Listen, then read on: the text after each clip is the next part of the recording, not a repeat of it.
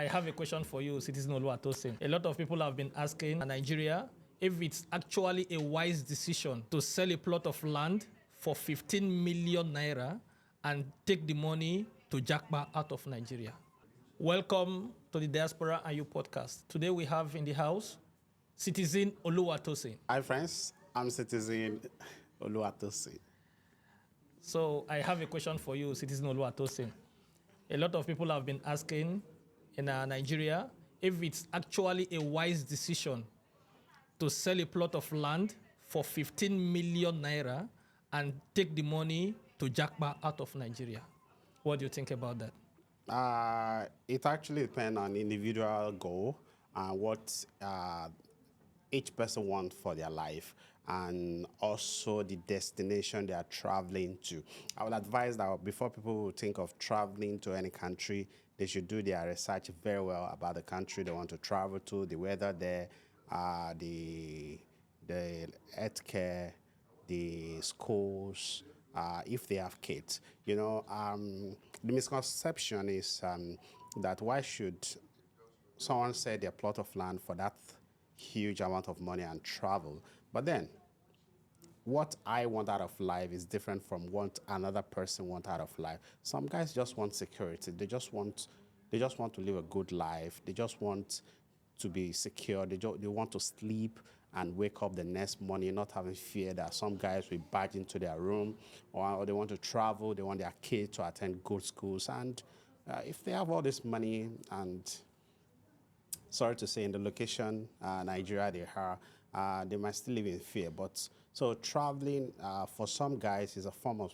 securing a good future for their kids. Some other guys to secure their own for career growth. Some other guys just to have another passport, dual citizen. So it depends. So is it a right choice? Yes, it is to some people and to some not. But for me, it is yes, a thumbs up, 100%. Okay. I'm looking at it from a different perspective. You see people selling a plot of land for 15 million naira, okay? And they will take the money, they will acquire a tourist visa to Japan, for example. And maybe this guy in question does not have a skill. He does not have a skill that, okay, for example, I'm a professional automobile technician, okay? I'm a professional automobile technician and I want to move to Japan. So you're sure that, okay, if I get there might be opportunities for you. But you see somebody without a skill, because he holds a bachelor's degree in guidance and counseling, or he holds a bachelor's degree in social studies education, he decides to move to Japan after selling a plot of land for 50 million. Now, my question is this. Don't you think it's a better alternative to sell a plot of land for 15 million, take 15 million, go to Japan, bring in goods, and come and sell in Nigeria, rather than just selling, moving over, and living in Japan, and then begin to look for your way? The choice you bring about is a very good one, and then traveling to other country and maybe we're just assuming, but traveling to a country with like 15 million for just a visit visa. Well, that is not a wise decision, and that is why people need to search for information very well. Information rules the world. Information is key. Traveling to a country with visit visa and for that much is too much. And getting all this money to that country, then coming with goods, it depends. If this person have a family, if they are tired of the country, they want to leave. So it depends, but it's actually a good choice, a wise decision, traveling there, come back with goods. But, sometimes, other countries, you take your goods to the country and maybe some custom guy just declare your good contraband. What you will do? So it actually depends on individual. Some guys, they're just career guys. But I also have advised that if anyone would travel out of the country, they should learn a skill. 2013, when I first want to travel out of Nigeria, I'd gotten a visa to Qatar, 5 years visa, 2013 to 2018. I got the visa already, and I go enroll myself in a wedding workshop where they do some industrial wedding stuff.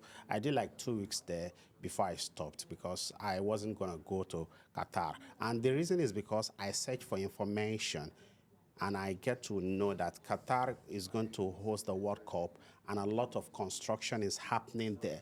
And I feel, okay, do I want to go there and do bricklaying or tilers and no, I want to be among the big guys there. So I feel if I learn the industrial welding, I know that the stadium to some stadium that are covered stadium, some semi-covered stadium, they will need some good steel, and some we will be there to weld all those stuff. So people should they should learn.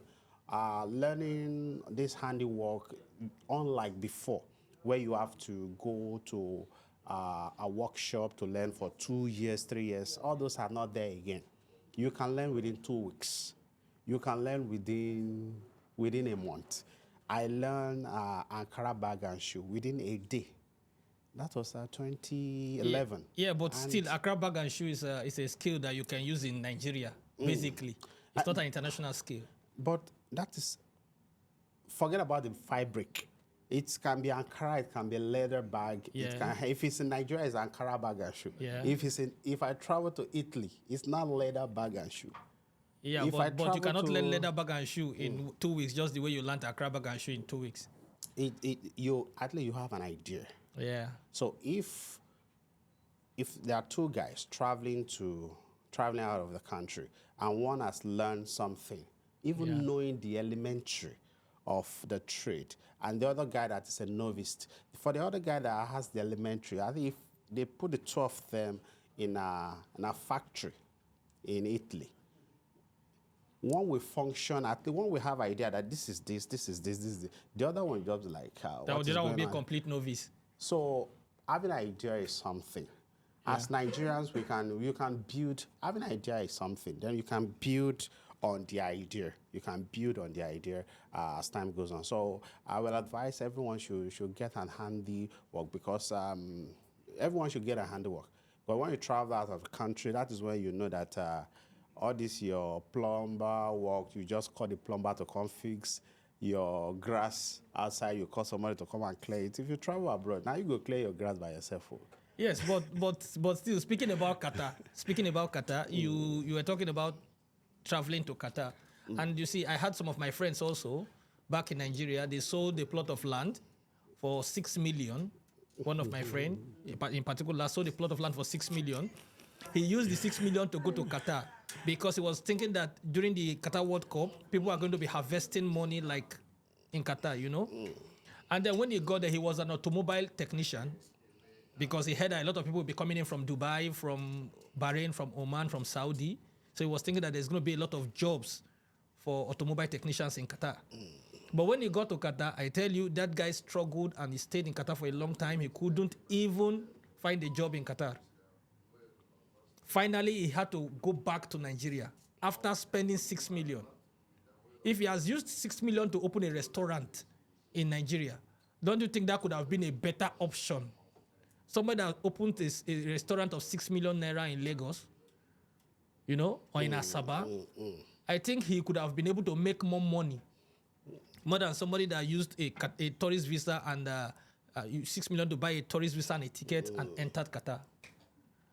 And that will now take us to our openings. When I said people travel for different motives. Yeah. So if this person is traveling to exploit other country, so it will not matter to them how much they have spent. And then spending 6 million to travel to Qatar is not visible.